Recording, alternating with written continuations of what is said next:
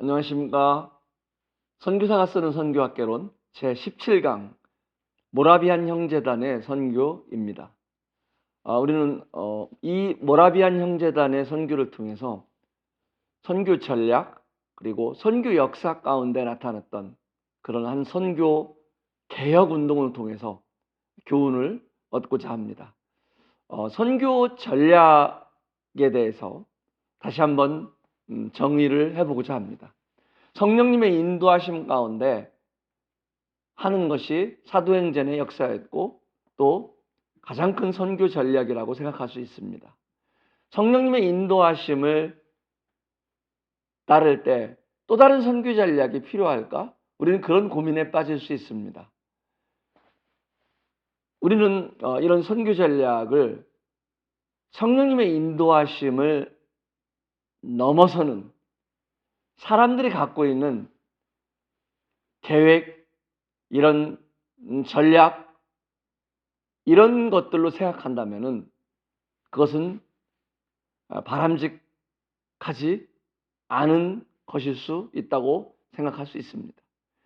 성령님의 인도하심 가운데, 성령님의 간섭하심 가운데 우리들의 생각, 우리들의 아이디어, 어떤 복음을 효과적으로 전하기 위해서 취하는 부분들은 이것은 전략으로서 의미가 있다고 생각합니다.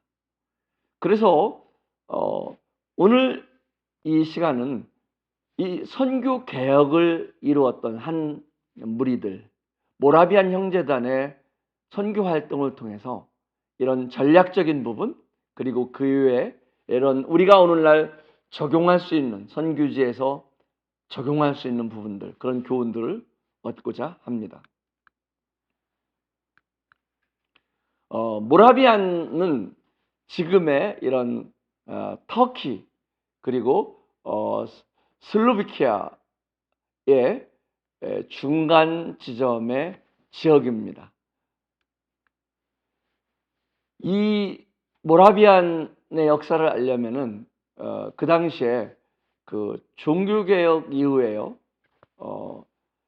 스페인의 해상권은 그 1521년 이런 마젤란의 세계 일주 이후에 스페인의 해상권은 급속도로 발전되게 됩니다.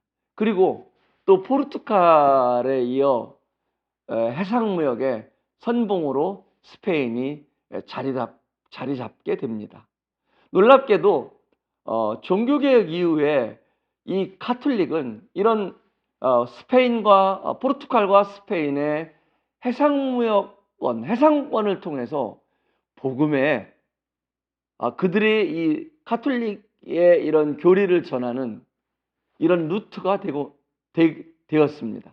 마치 로마 시대에 그 로마의 도로교통망이 사도 바울의 복음의 루트가 되었던 것처럼 카톨릭은 종교개혁 이후에 빠르게 유럽 전역에 전파될 수 있었는데 바로 스페인, 포르투갈의 해상무역권이었습니다. 그런데 어느 정도였냐면은 1494년은 이런 스페인과 포르투갈의 식민지 영토 분할이라는 이런 일이 있었는데요. 아메리카, 그 당시에 신세계인 아메리카를 기준으로 해서 양쪽으로 나눈 것입니다.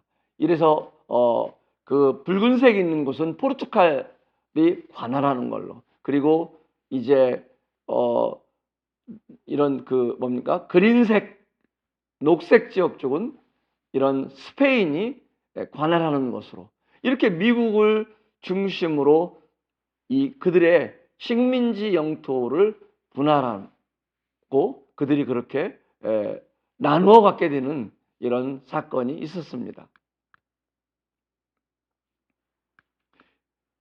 이런 그 세계적 상황 가운데 이 16세기 종교개혁 이후에 이렇게 빨리 카톨릭은 해상권을 장악하고 포르투갈과 스페인을 힘입어 선교를 추진하고 있을 때 개신교는 어땠습니까? 개신교의 상황은 그리 넉넉지 않았습니다. 오히려 로마 카톨릭으로부터 정치, 군사, 교리적 공세에 시달렸고요. 1648년까지는 그들의 생존을 위해서 싸워야만 했습니다. 또 중요한 것은 종교 개혁자들조차도 선교에 대한 책임은 이것은 교회에게 또 우리 모든 성도들에게 준 책임이 아니라 사도들에게만 준 책임이었다라고 그렇게 정의했기 때문에 선교에 대해서 나설 생각조차 그들은 하지 못하고 있을 때였습니다. 그런 상황이 전개되고 있었습니다. 또 이런 세계 여러 나라에 대한 정보도 부족했고요. 그리고 로마 카톨릭의 수도원처럼 이런 해외 선교를 추진할 만한 그런 단체도 기관도 준비되어 있지 않은 상황이었습니다. 그런데 이 종교개혁 이후에 이런 선교가 카톨릭이 한참 활발할 때 일반 개신교는 계속해서 이런 시작도 못하고 있을 때 처음 시작한 곳이 바로 독일의 할레 대학이었습니다. 이 독일의 할레 대학은 유럽 경건주의 복음 운동과 바로 18세기 해외 선교 운동의 출발지 그리고 중심지가 되었습니다. 경건주의 복음 운동이 바로 이런 스페너 그리고 헤르만 프랑케 이런 지도자들을 통해서 이 독일 할레 대학 중심으로 일어났고요. 그리고 이 대학에서 덴마크 할레 선교회가 세워졌고 이 선교회를 통해서 인도에 선교사를 파송하기 시작하면서 무려 60여 명의 선교사를 파송하는 선교 중심지가 되었습니다. 그 이후에 놀랍게 하나님께서 사용한 무리들이 바로 오늘 저희들이 공부하고자 하는 살펴보고자 하는 모라비안 형제단들이었습니다.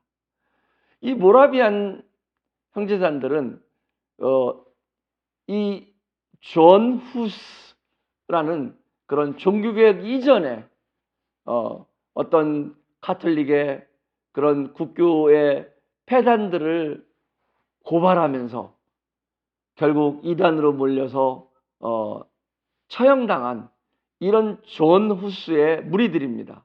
이런 존 후스의 무리들이 계속해서 각 곳을 각 지방을 떠돌아다니면서 쫓겨다니면서 이러다가 진젠돌프라고 하는 그런 백작의 어떤 영지 바로 헤른후트에 정착을 하면서 이들이 모여서 이룬 것이 바로 모라비안 형제단입니다. 정말 이 모라비안 형제단들은 그 선교학자 찰스 로빈슨은 이런 이야기를 했습니다.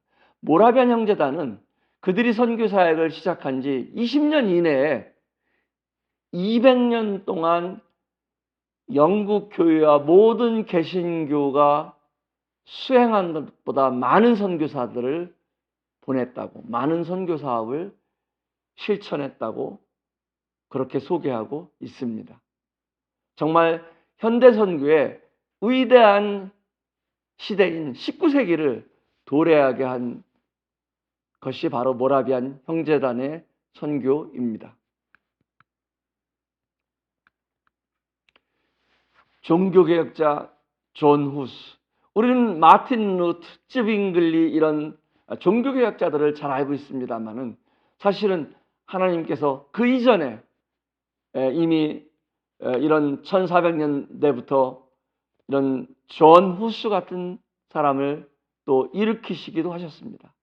카톨릭의 교황이 교회의 머리가 아니라는, 예수 그리스도가 교회의 머리라는 이런 주장을 하면서 로마 교황청의 비성경적 권위주의를 이런 또 교권주의를, 성직자들의 부패를 고발하면서 존 후스는 끝내 이 보헤미아 왕한테 1415년에 이단으로 정지되고 처형당하게 된 인물이 존 후스입니다.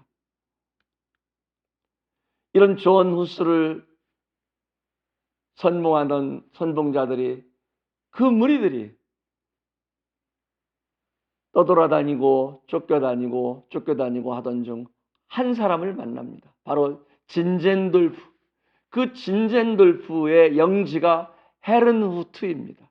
그곳에서 선교의 꿈을 그들은 꾸게 됩니다. 세계 선교의 꿈을 꾸게 되고요. 또 그들의 삶의 의미가 바로 이런 선교를 실천하는 것임을 그들은 발견하고 그들은 하나된 공동체로서 시작하게 됩니다. 바로 이 헤르누트의 특징은 이런 진젠돌프의 그런 경건주의와 그리고 이런 선교에 대한 뜨거운 열정, 이런 신학과 실천 운동이 하나가 되어서 공동체를 이루게 되고, 이런 공동체를 통해서 선교의 중심지로 발전하는 것을 볼 수 있습니다. 이런 함께했던 모라비안 교도들의 모라비안 형제자들의 신앙은 어땠을까요? 그들은 성경 중심, 그리스도 중심의 신앙을 추구했습니다.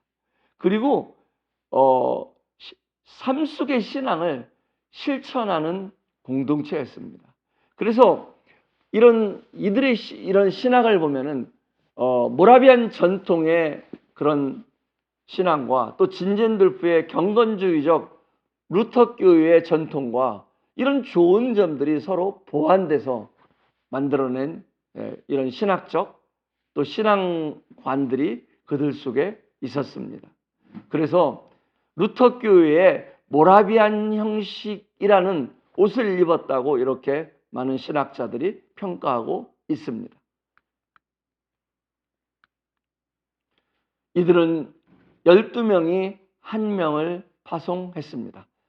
모라비안 형제단들은 1732년 8월 21일 처음으로 선교사 2명을 서인도 제국 서인도 제국의 버진 열도에 파송합니다. 그 이후로 무려 2158명의 선교사를 파송했는데, 이는 그들 전체 인구 12명이 한 명을 파송한 격이었습니다. 얼마나 놀라운 이런 일입니까? 1930년까지는 모라비안 교도들이 약 3,000명의 선교사들을 파송하였다고 합니다. 모라비안 형제단들은 선교 원칙을 갖고 있었습니다.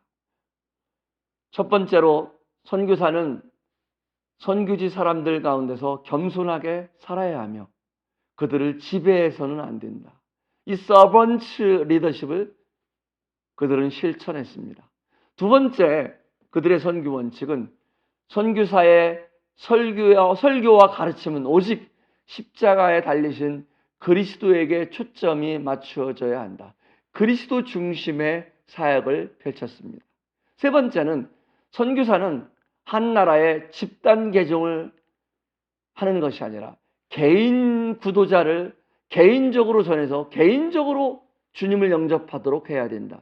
그 당시에는요, 집단적으로 개종을 허락하는 것이 또 이런 선교지에서 일부 시행되고 있을 때입니다. 또한 모라비안의 이런 선교 원칙뿐만 아니라 선교 전략을 갖고 있었는데, 이들의 전략을 세부적으로 살펴보면 첫 번째, 토착화 교회의 설립입니다. 선교사는 그들의 것을 존중하고 모국 교회나 파송 교회의 형태를 그대로 선교지에서 세워서는 안 되고 반드시 현지에서 현지인들의 교회를 세워야 한다. 이것이 그들이 갖고 있었던 첫 번째 선교 전략이었습니다. 두 번째 전략은 예수 그리스도의 중심의 복음 선포였습니다. 어떠한 신학을 먼저 전하는 것이 아니라 복음을 선포하는 것, 복음 중심의 선교였습니다. 세 번째 모라비안 형제단들의 선교 전략은 첫 열매 구하기로 첫 열매를 성령님께서 역사하시는 중요한 지표로 삼았습니다. 이 첫 열매를 통해서 성령님의 인도하심, 하나님의 뜻을 그들은 분별했습니다. 네 번째는 no fruit, no work. 그래서 오래 기간 동안 일을 했는데도, 복음을 전했는데도 그곳에 열매가 맺어지지 않으면은 그들은 그 지역에 계속해서 머물지 않고 바로 철수했습니다. 성령님께서 허락하지 않은 것으로 그들은 믿고 있었기 때문입니다. 다섯 번째 전략은 자비량 선교입니다. 그들은 전문인 선교사로서도 선교학에 있어서 많이 소개되고 있습니다. 사실 오늘날 전문인 선교는 많은 이런 각광을 받고 있고 또 필요성이 대두되고 있습니다.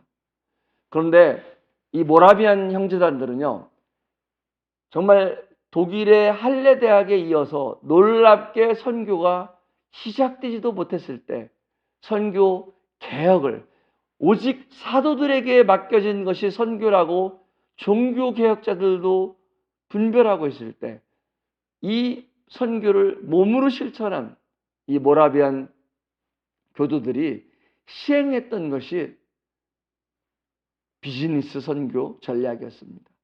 그들은 비즈니스를 위한 것이 아니라 자비량을 위한 것이었습니다. 그들은 자비량을 위해서요, 여러 직업들을 훈련받고 직업을 갖고 선교지에 들어갔습니다. 그래서 현지에서 자립하면서 생존하는 것을 원칙으로 삼았습니다. 여섯 번째 선교 전략을 보면요, 선교지의 민감한 이슈에 대해서는 간섭하지 않는 원칙을 그들은 실천했습니다. 특히 정치라든가 이런 것에 대해서는 불필요한 것에 대해서는 그들은 간섭하지 않았습니다. 일곱 번째 모라비안의 선교 전략은 좀 특이한 부분인데 음악 선교를 전략으로 삼았습니다. 음악은 사실은 그들은 보헤미안으로부터 물려받은 정교한 음악적 전통을 역사적으로 그들은 갖고 있었습니다. 음악이 그들의 삶 가운데 굉장히 발달되어 있었습니다. 그리고 이 음악을 통해서 선교지에서 접촉할 때, 이 음악은요, 선교지에서 그들과 선교사들이 접촉할 때 굉장히 접촉하기 쉬운, 용이한 접촉 포인트가 될 수 있었습니다. 여덟 번째 선교 전략은 공동체 선교입니다. 그들은 하나의 공동체가 선교 기관의 수행자로서 또 희생적으로 정말 이 전적으로 그들을 위해서 이제 함께 공유하면서 이런 공동체적 선교를 시행했습니다. 이런 모라비안 형제단들의 선교는 세계 선교에 많은 영향을 미치게 됩니다. 윌리엄 캐리부터 허드슨 테일러, 이런 많은 선교사들에게 이런 큰 동기부여가 되었고요.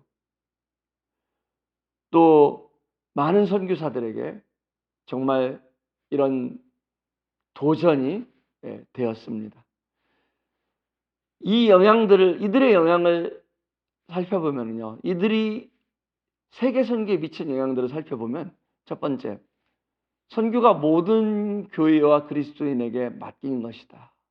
이런 선교의 책임을 교회와 그리스도인들이 갖고 왔다는 것, 다시 갖고 왔다는 것, 이것들이 가장 큰 미친 영향일 것입니다. 두 번째, 근대 선교의 아버지라 불리는 윌리엄 캐리나 감리교의 창시자 존 웨슬리와 같은 사람에게도 정말 지대한 영향력을 미쳤습니다. 세 번째, 모든 선교 전략보다도 최우선순위가 기도였습니다. 그들은 정말 하루 종일 매 2시간마다 두 사람씩 돌아가면서 기도하면서 그런 형태의 24시간 끊임없이 하루 종일 기도하는 이런 24시간 기도 전략을 무려 100년 동안 그들은 시행했다고 합니다. 우리는 3,000명이 넘는 선교사들을 그 작은 무리들이 어떻게 감당할 수 있었을까? 어떻게 12명이 한 명의 선교사를 감당할 수 있었을까? 어떻게 12명이 한 명의 선교사를 내보낼 수 있었을까? 정말 많은 오늘날 이런 상황에서 보면 이해할 수 없는 부분입니다. 그런데 여기에 바로 중요한 키가 있다고 생각합니다. 그들은 기도하는 사람들이었습니다. 그들의 가장 큰 전략은 기도의 전략이었습니다. 이렇게 2시간마다 2명씩 바꿔가면서 하루 종일 기도하는 24시간 기도를 100년이나 해온, 정말 그들은 알고 있었을 것입니다. 이 선교는 사람의 지혜나 능력과 전략으로 되는 것이 아니라 하나님의 능력으로 되는 것임을, 그래서 그들은 가장 큰 전략인 기도의 전략을 선택했던 것입니다. 넷째, 그들의 선교 전략을 살펴보면 평신도 선교 전략으로서 자비랑 선교사의 선교의 형태를 보였습니다. 그들은 대부분 농부이었고 기술공들이었고 신학을 공부한 사람들이 아니었지만은 그들은 신학을 공부한 사람 못지않게 성경을 알고 성경을 배운 사람들이었습니다. 그리고 그들의 삶은 분명한 목표가 있었던 사람들입니다. 그들은 그들의 삶의 희생을 통해서 그리스도가 증거되길 그들은 소원했습니다. 그리고 그들이 살고 있는 그 공동체 헤르누트에서 그곳이 바로 어떤 목사로서 선교사로서 입증하는 그런 신학교가 아니라 삶을 통해서 그들은 배우는 신학교로 그들은 생각했습니다.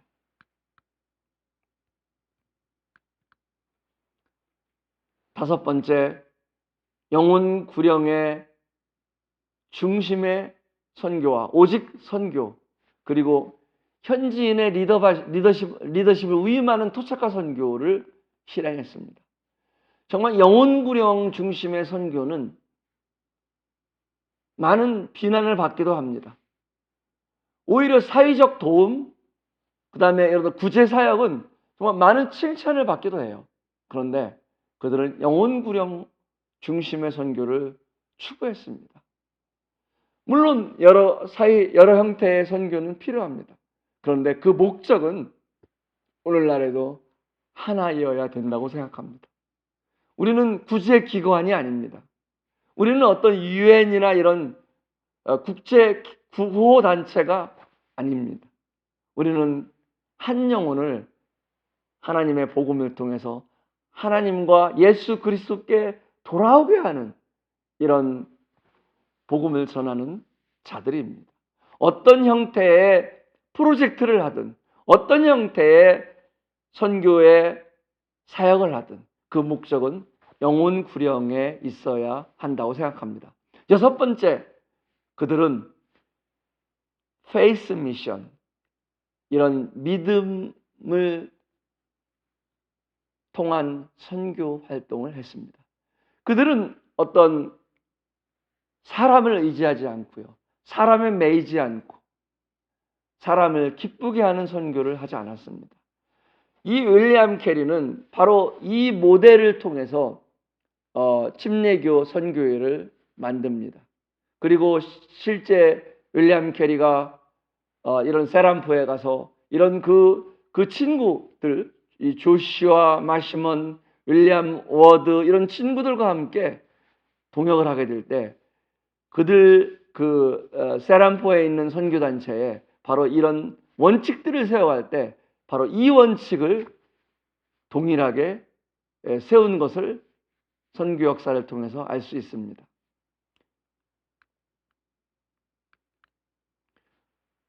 이런 훌륭한 선교로서 쓰임받았던 모라비안, 그러나 이런 조금은 좀 부족했던, 조금은 아쉬웠던 부분도 그들은 갖고 있었습니다. 첫 번째, 그들은 선교지의 사회적 정치적 이슈에 전혀 불간섭을 원칙을 갖고 있었는데요. 이런 것들을 통해서 그 당시에 노예제도에 대해서도 그들은 침묵하였습니다. 또 이런 일부 다처제가 시행되고 있던 선교지에 가서도 그들은 이 부분에 대해서도 침묵하였습니다. 이런 부분들은 과연 옳은 것인지 오늘날의 선교사들은 생각해 볼 필요가 있다고 생각합니다.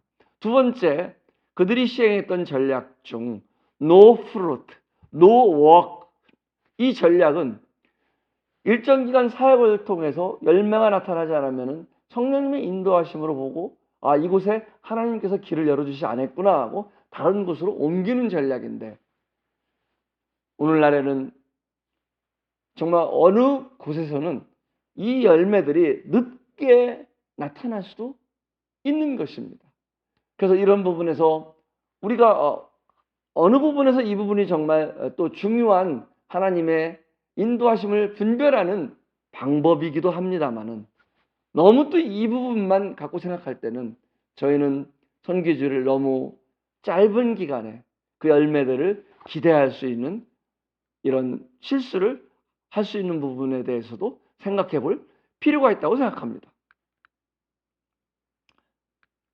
다음은 세 번째, 모라비안 선교사들에게 오직 그리스도만을 전해야 되고 예수 그리스도의 죽으심을 그들은 선포했습니다. 그런데 예수님의 부활하심과 다시 오심, 그리고 창조, 그 인간들의 타락, 이런 전체적인 이런 성경의 내용들이 전해지는 것보다는 너무 핵심적인 이런 예수 그리스도의 죽으심 위주, 고난 위주의 복음을 전하다 보니까 이들에게 죄사함, 죄 용서, 속죄, 대속, 구속의 복음은 전해지었지만은 그 이후에 정말 그것이 끝이 아니라 그 복음을 통해서 하나님께 회복되고 하나님의 창조 목적이 회복되고 하나님 안에서 살아가고 어떤 이런 교리적인 부분들, 구원받은 이후의 삶에 대한 이런 부분들은 전해지지 못했다는 것입니다. 그래서 이런 어떤 양육 이런 부분에 좀 문제가 나타나기도 했던 것을 우리는 볼 수 있습니다. 네 번째, 그리스도의 죽으심을 많이 강조했는데요. 그들은 피해 신학을 유달리 강조했습니다. 어느 정도까지냐면은 그들은 이 고난의 깊이를 계속 묵상하면서 이 고난의 깊이를 정말 예수 그리스도의 순환을 깊이 생각하는 만큼 그들의 신앙의 성숙도의 도표로 삼았던 것입니다. 그래서 그들은 피해와 상처에 대한 교리를 계속해서 발전해 나갔습니다. 진젠돌프는 이런 고백을 했습니다. 나는 단지 그분의 순환만을 소유한다. 이 부분은 물론 우리에게 정말 복음의 가장 핵심적인 부분, 예수 그리스도의 고난과 순환을 통해서 우리의 지혜를 다 갚았다, 다 이루었다 해주신 영원한, 단번에 영원한 속죄를 해주신 그분의 속죄 사역은 복음의 핵심이자 가장 중요한 포인트입니다마는, 그러나 그것을 통해서 복음을 전한 이후에 다른 이런 교리적인 부분에 대해서 함께 하지 않으면은 어느 훗날에는 교회가 건강한 교회로 그들이 세워질 수 없는 이런 약점을 또 갖고 있었던 것을 볼 수 있습니다. 물론 진젠돌프는 훗날 이런 부분들을 후회하고 또 이렇게 고백합니다. 너무 내가 이런 곳에 집착했었다, 집중했었다, 이런 이야기를 하기도 했습니다. 다섯 번째, 이들은 사역보다는, 교회보다는요 전도 위주의 사역을 했습니다. 그러니까 초기 사역은 왕성했고 성공할 수 있었지만, 많은 열매가 맺어졌지만은, 많은 복음의 열매가 맺어졌지만은, 교회가 세워지고 교회를 통해서 양육되어지고 그들 중에 현지 리더가 세워지고, 그래서 그들 자체적으로 교회가 운영되는 이런 데까지는 연약한 부분을 보여주었던 것을 볼 수 있습니다. 선교사들이 복음을 전하는 것도 중요하지만 전도와 함께 양육, 특히 제자 훈련에 집중하지 않으면 선교사가 떠난 후에 교회의 자립에 어려움이 될 수 있는 부분을 우리는 그들의 시행했던 이런 부분들을 통해서 교훈을 얻을 수 있다고 생각합니다. 그럼에도 모라비안 형제단은 선교 개혁을 이룬 사람들이었습니다. 그리고 신앙을 지식으로 받아들인 것이 아니라 그들은 삶으로 살아내는 이들이었습니다. 그들은 독일의 이 경건주의의 온상 할레대학이 그들이 경건주의를 논하고 경건에 대해서 이야기할 때 이 모라비안 교도들은 공동체를 통해서 경건의 삶을 실천하는 사람들이었습니다. 그리고 진젠돌프 한 명이, 이 지도자 한 명이 얼마나 선교 역사를 바꿔 놓았는지, 선교 개혁을 실천한 모라비안 형제단이었습니다. 우리는 윌리엄 캐리를 근대 선교의 아버지로 잘 알고 있습니다. 모라비안 형제단은 사실은 그들은 어느 교단도 형성하지 않았습니다. 그래서 많은 교단들이 모라비안 형제단에 관심을 갖고 있지 않습니다. 주로 이런 침례교 쪽에서 이런 윌리엄 캐리의 이런 모체로서 관심을 갖고 있는 부분도 있습니다만은, 그러나 이 잘 알려지지 않은 이런 모라비안 형제단들의 선교를 통해서 하나님께서는 선교 개혁을 이루셨고, 그들의 전략, 그들의 원칙은 오늘날에 많은 세월이 흘렀음에도 불구하고 우리 현직 선교사들에게, 또 선교를 꿈꾸고 있는 지원자들에게 정말 많은 교훈을 남기고 있다고 생각합니다. 감사합니다.